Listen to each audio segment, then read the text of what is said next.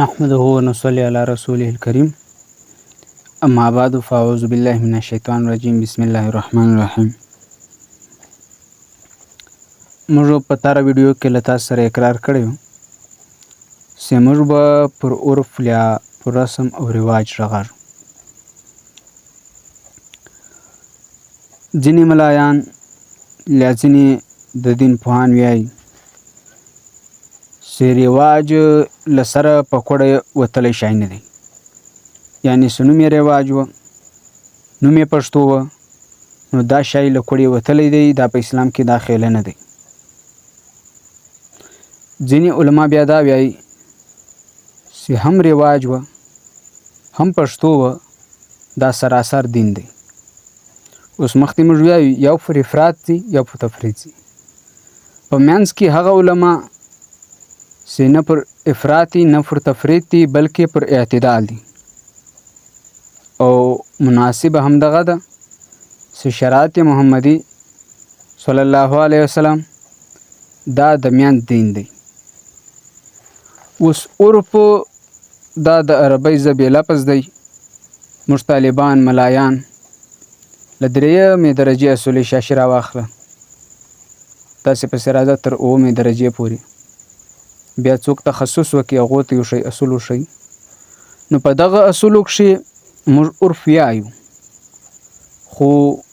پر تراژو زده کوو یې نه. بیا کم زده وي چاته یې وښیو او د خپل ځان دپاره هم خوندي ساتلی. نو نن موږ له پکار ده چې دا د رواج یا د عرف مسله ځله وشنو او دا خلک په دا سر خلاصي چې دا پښتو یا رواج دا دین دی او که نه دی، ثواب به په میلاوږي که به نه په میلاوږي. یاره موږ تفصیل بیانو، بیا اخري خلاصه درته بیان. عرف یا رواج د عربی ژبې لفظ دی. په لغت کښې په ډکشنري کښې یا لفظي معنی یې دا ده چې هر یا هغه څوک یا شی چې هر څوک یې پېژني له لرې خلکو ته معلومه شي. لکه مثال د سلیمان د غره سر یا د عام غره سر و ده ته عرف یایي. دا عرف و رواج رسم رواج به دور عام وي، هر سړي او نر او ښځه ته به پته لګا شي. تعریف یې څه دی؟ عادة الجمهور قومي فی قول او العمل او عمل. ترجمه یې دا ده چې د قول یا د عمل کښې د جمهورو د عادت نام عرف دی. چې جمهورو علماو ډېرو علماو یو لوی د ټولیو د علماو د رښتینو علماو یا به یې وویل یا به یې عمل پر وکړه، د هغه نوم به عادت و. د جمهورو عادت ته به یې نام د عرف ورکړ، چې په پښتو کې معنا راوځي رسم رواج پښتو کوم. د عرف دوام نوم چې کوم تعامل او عادت هم دی. د عرف دوام نوم تعامل او عادت هم دی. التعامل وهو عادة الناس في المعاملات من البيع والشراء وغيرهما. ترجمه یې دا ده د کړلو او د خرڅېدلو کښې د لوګو د خلکو د عادت نام تعامل دی. یعنې په مارکیټ کې په بازار کښې چې کوم ریټونه چلاږي یا په کومه طریقه سودا چلاږي و ده ته تعامل عمل ویل کېږي، یعنې پر د عمل پر کوم شي عمل روان. دا عرف او عادت دا سره میلاوږي له لفظه د استعمال سره، و دا عرف رسم رواج پښتو او عادت استعمال هم ویلی شي چې پر دا د مسلمانانو استعمال دی. استعمال الناس حجة یجب العمل بها. د خلکو استعمال حجت ته پر دغه باندې چې عمل کول واجب دي. د خلکو استعمال حجت دی، او پر دغه باندې عمل واجب دی. لږ علمي ویډیو ده، بد به واره درې واره د ملګري وار وي. او که د چا سر بیا هم نه په خلاصېده بیا د راته وایي بله وار به بیا جوړه کړو خو اخري زه خلاصه په در باسم انشاءالله سر به م په خلاص ترجمه یې دا ده چې عادت و هغه طبیعت ویل کېږي چې کومې خبرې طبیعت یې سلیمه ښه مؤمن پاک زړه نږدې یعنې د زړه خوښې وي او هغه بار بار په کړلو باندې په انسان کې ځننه ځای جوړ کړي دا چا لیکلي دي الاستعمال الناس حجة یجب العمل بها دا لیکلي دي چې ملایانو او طالبانو ته معلوم دی زموږ د اصولو کتاب دی الاشباح والنظائر په دې کې تاسو وګورئ او دا تر دې ځکه بیان چې ما راواخستو دا ما راخستی دی فقه اسلامی کی تاریخ اور اصول فقه په 240 صفحه کې دا خبره کوي د قرآن ځا خو ثبوت څه دی چې دا رواج لیا عرف لیا پښتو جایزه ده په قرآن کې الله داسې وایي آیات مبارک ته بسم الله الرحمن الرحیم خذ العفو امر بالعرف واعرض عن الجاهلین په سورة الاعراف د قرآن یو کم 200 آیات کې فرمایي یعنی په 199 آیات کې دا وایي چې تاسې بخښنه سره کوئ او کار اخلی له رواج څخه چې د کم حکم درته وسي او له جاهلانو څخه مه ګرځاست اوس په حدیث کې څنګه دی حدیث کې د رواج مطابق داسې دی انتم اعلم بامور دنیاکم تاسې خلک په خپل دنیاوي کارو باندې ښه واقف یعنی ښه په پوهاږئ د حواله دا حدیث شریف دی او بل بیا مجموع رسائل شری حضرت عبدالله بن مسعود رضی الله عنه فرمای ما رآه المسلمون حسنا فهو عند الله حسن وما رأى المسلمون قبيحا فهو عند الله قبيح بحواله مجموع رسائل ابن عابدین چې د شامی فتوی ملا دی مضبوط ملا دی او دیوبندیان یې ګډمني په صفحه 100 کې دی لیکي معنا یې دا ده چې کومو مسلمانانو یو کار ښه وګڼلو هغه د الله په نزد الله سره هغه د الله هم خوښ دی چې مسلمانانو یو کار وبللو چې دا ښه کار دی عبدالله بن مسعود رضی الله تعالی عنه معروف او مشهور صحابي دی نو حبر الامه رسول الله صلی الله علیه وسلم حضرت عبدالله بن عمر رضی الله عنه درته بس تاسو پوه شئ چې دا ما ویل داسې غنئ د خبره دوره مضبوطه نو دا یې چې مسلمانان کم شی ښه ګڼي د الله په نزدیک هغه هم ښه دی او چې مسلمانان کم شی بد ګڼي د الله سره هغه شی بد دی مګر ظاهره دا عام اصولو دا به په هغو خبرو کې جاری کېږي چې د اسلام بنیادی اصولو خلاف نہ ہوگی ان میں اس کو بھی مانا جائے گا دا لیکلی دی فقه اسلامی تاریخ اور اصول فقه په 240 صفحه باندې دا لیکي په 240 پاڼه باندې دا لیکي دغه مسلمانانو که یو شی ښه وګڼلو د الله په نښه دی خو هلته که چیرې بنیادي اصول د اسلام نه په خرابېدل یا بنیادي اصول د اسلامو ځا خلاف نه و اوس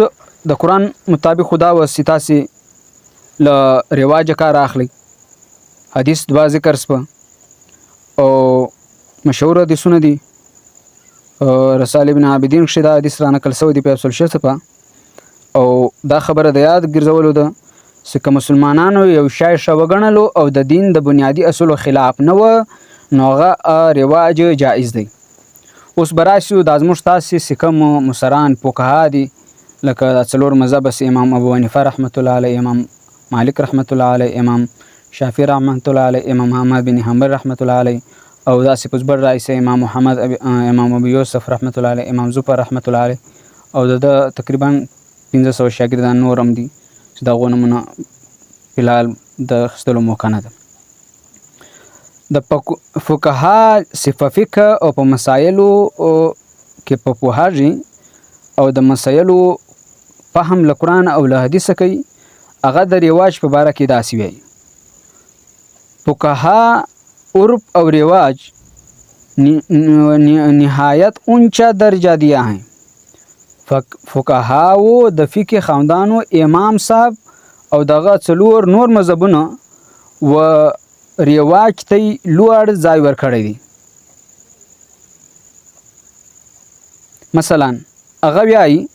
چې العادة محکمه عادت فیصله کن چیز دی چې په یو علاقه کې یو عادت وي د هغه عادت مطابق د فیصله وسی نو دا دای فیصله کن شی ورته وایي دای داسې بیا هم وایي دا فقها الثابت بالعرف کالثابت بالنص چې رواج یو شی ثابت کړ مسلمانو مؤمنینو یو شی ثابت کړ او دا داسې دی لکه په قرآن او په حدیث به ثابت سوی و چې صرف په قرآن او حدیث کې نه وي راغلی یم او مسلمانان یو رسم رواج کوي او د دین د اصولو خلاف نه وي نو دا داسې دی لکه په قرآن او په حدیث کې چې به راغلی و او بیا پسې فرمایي الثابت بالعرف ثابت بالدلیل الشرعي که چیرې رواج یو شی ثابت کړ نو دغه به دلیل شرعي وي شرع به وده ته د دلیل ځای ورکوي چې د مسلمانانو عادت دلته داسې دی ترجمه یې داسې ده چې کم شی په عرف باندې ثابت سي هغه داسې دی لکه په نص به ثابت شوی نص علما فازني یعنی له قرآن له حدیث به ثابت شوی صرف رواج یو خبره د رواج وسی خو د قرآن او حدیث دلیل هم نه وي خو د دین د اصولو خلاف هم نه وي نو دغه رواج قابل قبول دی بلکې دغه رواج دین دی د ناس معنا ده او په شریعت کې دلیل شرعي داسې به په شریعت کې ګڼو لکه داسې به په دلیل شرعي ثابت شوی و دا به په وحی په قرآن یا په حدیث ثابت شوی و دا رواج او دا چا لیکلي زه ځان نه ژغورم دا حواله ده د شرع السیر کبیر د امام محمد رحمت الله علیه کتاب دی په کتاب یو کښې جلد نمبر 1 او په صفحه 115 کښې د لیکلي او امام زین العابدین رحمت الله علیه چې کوم د شامی فتوی مضبوط عالم دی هغه په مجموع رسائل ابن عابدین کښې په صفحه 115 هم دغه خبره کړې چې یاره رواج یو شی ثابته کړ او د قرآن او د حدیث د دین د اصولو خلاف نه و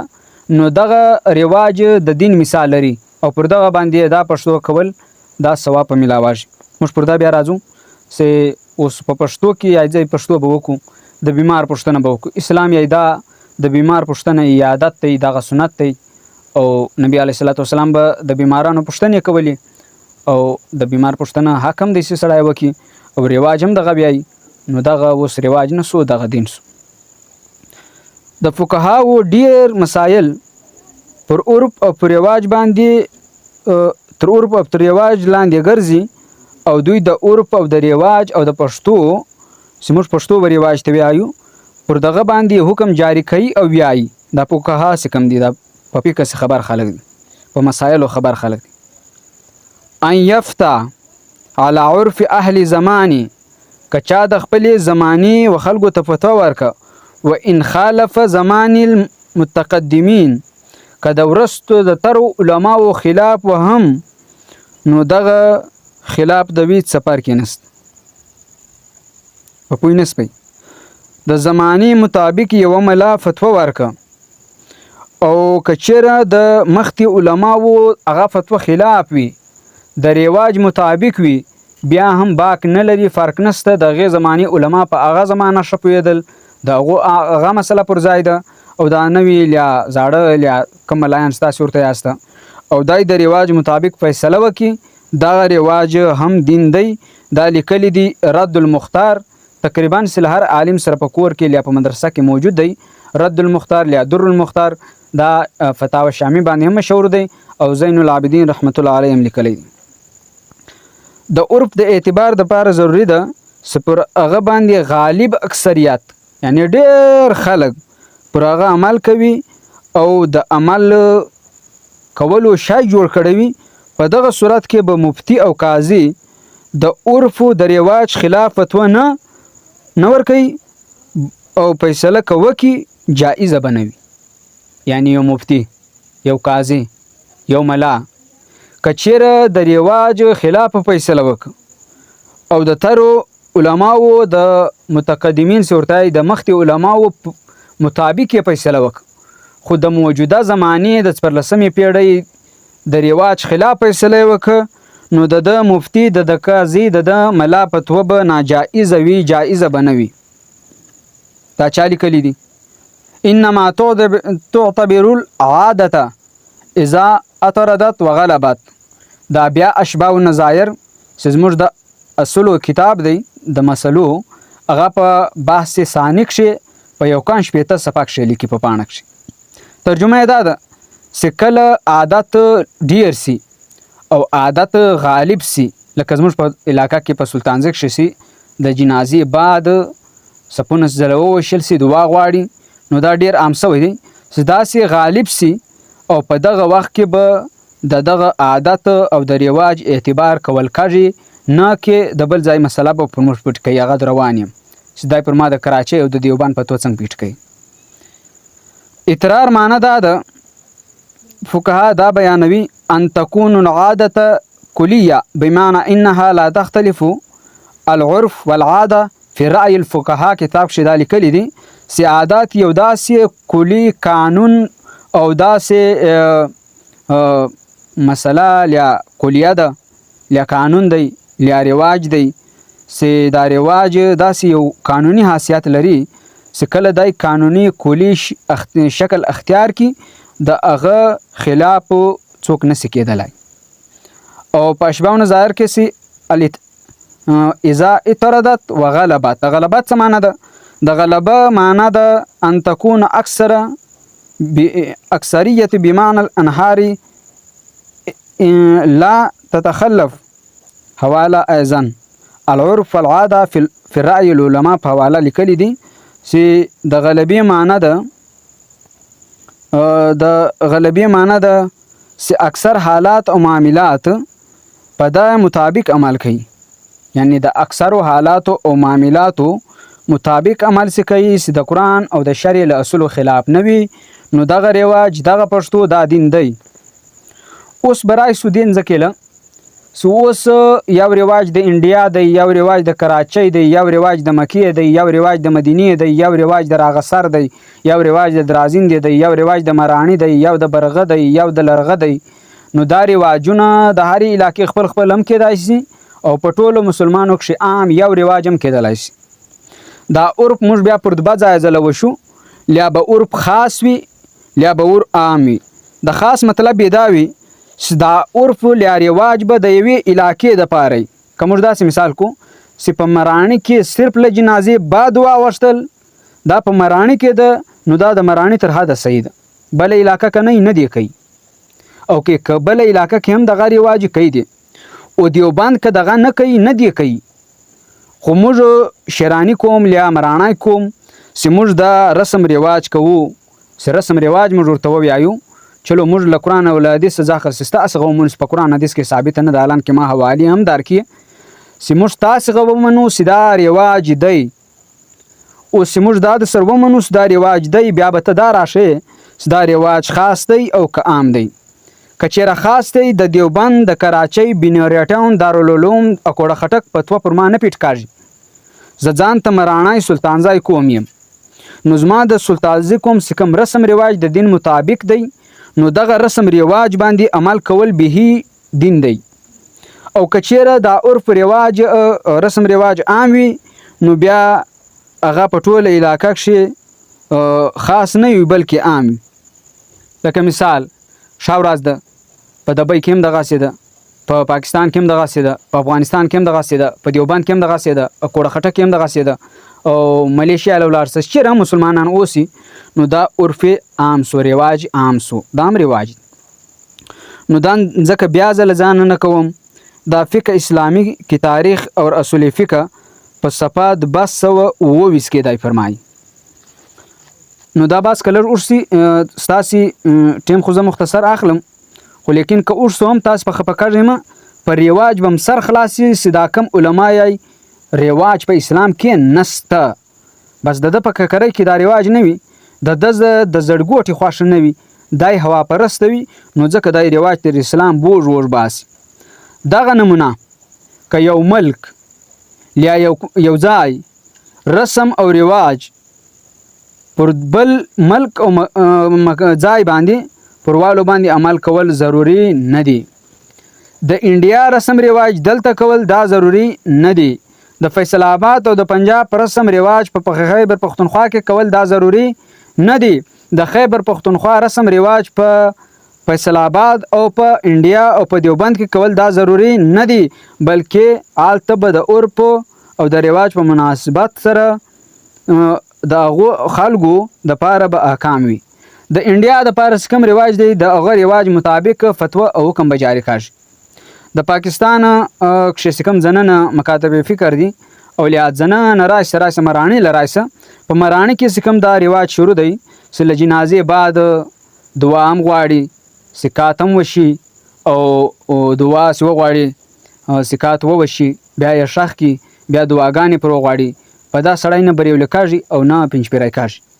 که چا کولو بریولی نه دی، که چا نه کولو پنجپیری نه دی، او که چا کولو ثواب یې روزي سه، که چا نه کولو هم ثواب یې روزي سه. خدای به محتاج نه له خدای به غواړي نه، دا څوک چې دعا غواړي هغه به له خدای غواړي، هغه به محتاج. پر بل ځای راشي بس انشاءالله درې پاڼې پاتې دي، زړه مه اچوئ. اورپلیا شرعي وي، قرآن او حدیث او د رسول الله صلی الله علیه وسلم قول عمل او فعل به بیان کړی وي. اولیا به د زمانې رواج به لیا اسلامي وي، لیا رواج به پښتویي وي، رواج به لیا اسلامي وي، لیا رواج به د زمانې د خلکو وي. ګوره له هرې پیړۍ سره رواج بدل سي. نن سبا کم رواج شروع دی، نو د دود باړو چې کله په منځ کې ټکراو راشي، شرع ووایي چې دا شی نه دی ټیک، او د زمانې رواج او مسلمانان مؤمن معاشره وایي دا شی ټیک دی، نو یا په دغه ټیم کښې به موږ اعتبار د زمانې و شرع ته ورکو. د اهل زمانې د زمانې استوګن خلک چې دي د هغې علاقې چې کوم رسم رواج دی موږ به پر ده ځای باندې د شرع اصول پرېږدو او موږ به اعتبار وشي ته ورکوو و رواج ته، د زمانې و رواج ته. دا کم رواج باندې دوی غږاږي عمل باندې کوي، دا عمل جاری دی و ده ته څوک نه بدعت ویلی سي او نه څوک رواج له اسلامه وتلی ورته ویلی سي. اوس دا چا ویلی دي؟ دا بیا دغه کتاب فقه اسلامي کې تاریخ او اهل فقه په 200 درس پاڼه کې لیکي. دا د دیوبند عالم محمد تقي امینی دی. مسله اوس تاسې دا وایئ چې د شرع اصول به پرېږدي، د زمانې اصول به رااخلي، د شرع رواج به پرېږدي، د زمانې رواج به رااخلي. پر ده خو ما پوه که و د زه په 2 مثاله پوهوم. فرش یا پر درۍ باندې نه کښېنم، قسم یې د دې وخوړو، لیکن دغه کس راولیاړ سو په ځمکه کښېنستو، په دغه صورت کې به دای د قسم متېدلو ول ګڼل کېږي. حالانکې څله په دې وجه چې قرآن مجید کې الله تعالی فرمایي عرف شرعي دا وایي چې ځمکه چې کومه ده دا فرش ده. شرع دا وایي که یو سړي وویل چې زه به پر فرش یا پر درۍ نه کښېنم او دای پر دغسې ځمکه کښېنستو، نو دای قسم حانس نه دی، قسم یې مات نه دی. څله؟ نو شرع دا وایي الذي جعل لكم الارض فراشا، په سورة بقره کې وایي دا ځمکه ما ستاسو دپاره فرش غوړولی دی، او دا هلته قسم وخوړو چې زه به تغوله پر فرش او پر ځمکه نه پر درۍ باندې یا پر تاګۍ باندې یا پر شاګۍ باندې یا پر ټاټ باندې نه کښېنم. اوس د ده قسم کول دا خو یې قسم وکړ، حالانکې د قرآن په رواج کې ونځکه ته فرش ویل سوي دي، خو لیکن قسم د ده بیا هم د غاړې نه دی، په ځکه چې د زمانې خلک ونځکه ته فرش نه وایي، چې پر دغسې خړې خاورې کښېني د ده قسم د غاړې نه دی. د زمانې خلک وده ته فرش نه وایي، د زمانې خلک وده ته ځمکه وایي. او الله تعالی پاش په قرآن کې ورته ویلی دی دلته به موږ قرآن او شرع پرېږدو، د زمانې رواج به رااخلو. زه بیا حواله در کوم دا چا لیکلي. مثلا که یوه سړي قسم واچولو چې زما د په خدای قسم وي چې به زه غوښه وخورم او راولیاړ سو د کب غوښه یې وخوړله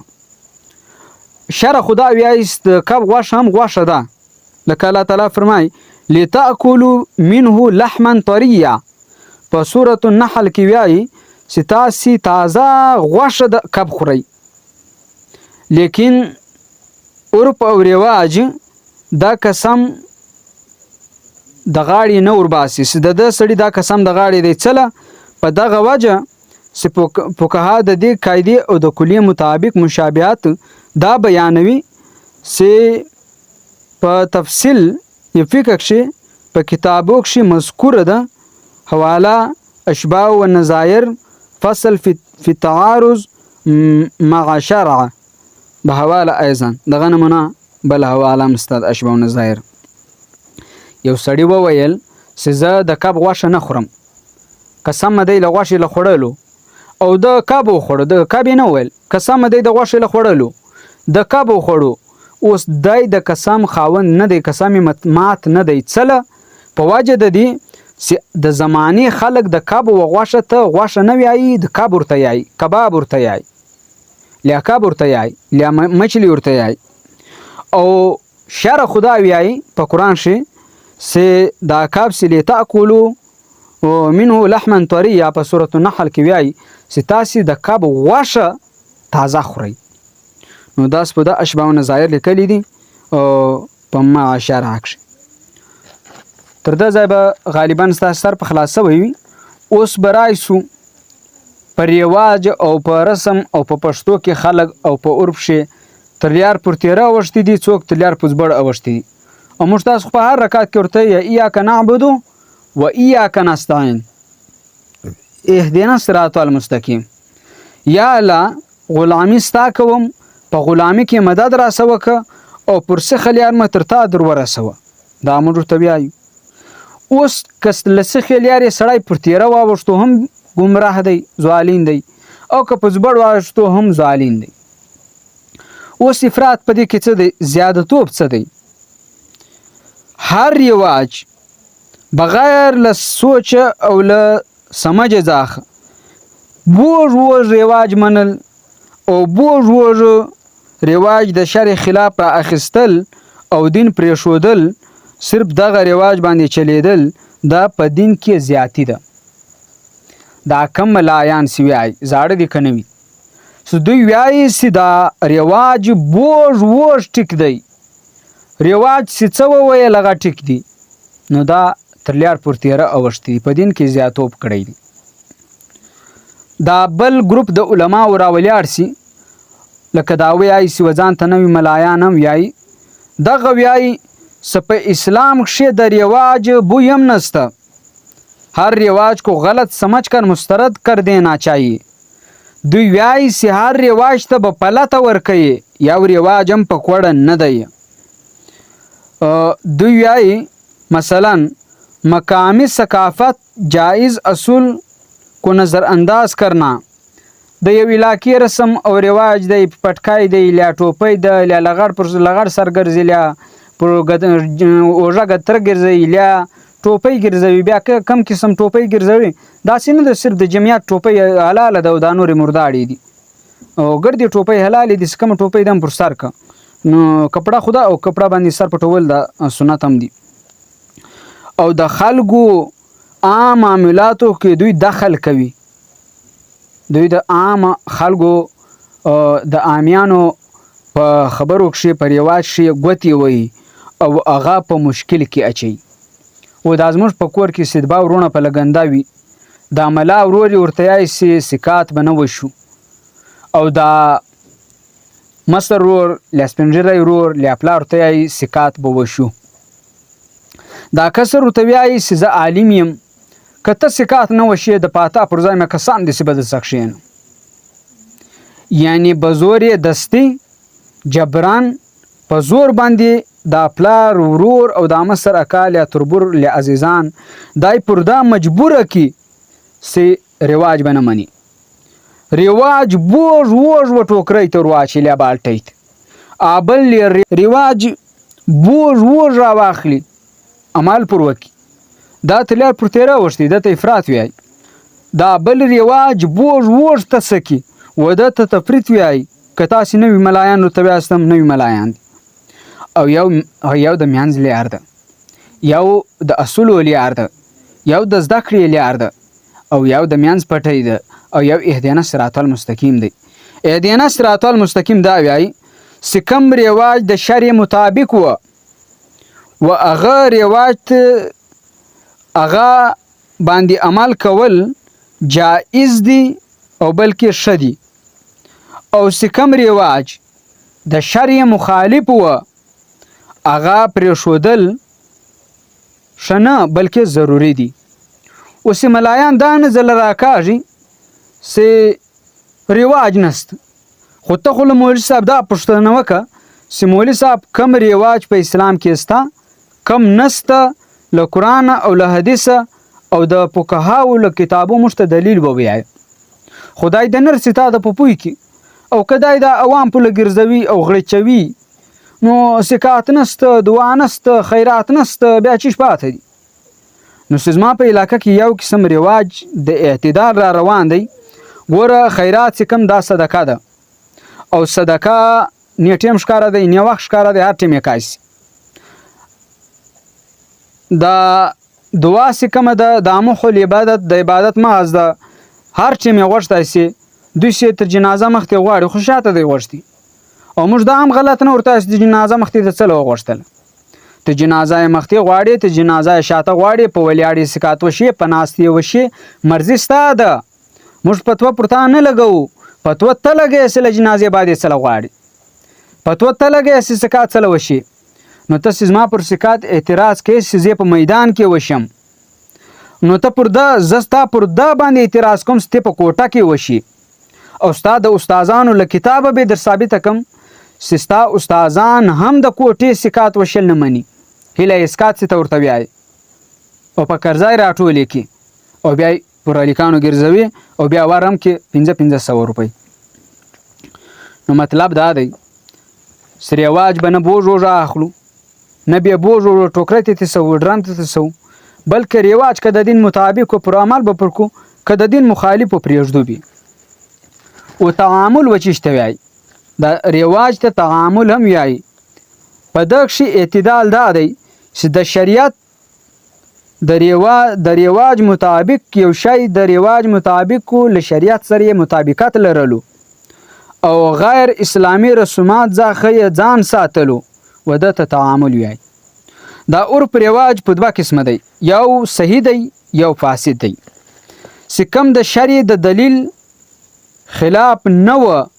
ده ته رواج صحیح ویل کاږي او دا بعینه عبادت دی. او کم رواج چې د شرع مخالف و دغه بیا بدعت هم دی او دا خراب هم دی او د پرېښودل لازمي هم دی. اوس دا رواج له عرف چې کم دی د شرع دایره کښې دا عام مفاد پر مبني ہے. د شرع په دایره کښې دا د ټولو خلکو د مفایدې دپاره جوړ کړی دی. دا زموږ فقهاو دغسې خوارۍ نه وې کښلې، نو دا عرف چې جوړولو چې رواج ته د اسلامي قانون یو حیثیت ورکوي، نو هغه یې په دا وجه ورکړی وي. او دا بدعت څه یایي؟ بدعت وچیشته وایي؟ و هغه رواج ته چې د شرع خلاف وي یا د دین کښې نوې خبر ګډول وي، نو دا ته بدعت وایي. دا ځینې خواران چې هر څوک دي یا دا بدعتي دی، دا بدعت دی. نو دا بدعت چې دی، نو دا بدعت کم بدعت دی؟ نو د ده مولوي صاحب بدعت هم نه دی زده. حنفیات څه وایي؟ امام ابو حنیفه رحمت الله علیه دا وایي عرف پر وسیع پیمانه باندې تسلیمول پکار دي. دا فتاوا علمګیریه لیکلي دي. او په د پټو سترګو تقلید، په پټو سترګو پسې تلل د معاشره دا د جمود شکار سي، یعنی دا معاشره به بیا چلاو چلن نسی کوي، په لږ شیوه به دري او اخلاقي زوال به جوړ سي. لکه نن سبا سي معاشره ولاړه ده او اخلاقي زوال جوړ دی، یعنی اخلاق شکنځاګانې، بدزبانۍ او غلط خبرې کول، د یو بل غیبت کول، نو دا خبرې خو له دې جوړې سوي. رواج پر 4 قسمه دی. که مذهبي رواج وده ته عبادات، مذهبي خوشحالۍ لکه ښه ورځ، عید، لوی اختر، کونکی اختر او داسې مذهبي رسمونه. او سماجي یعنی د معاشرې څه کوم رواج دی، ودونه دي، له خلکو سره ملاوېدل دي او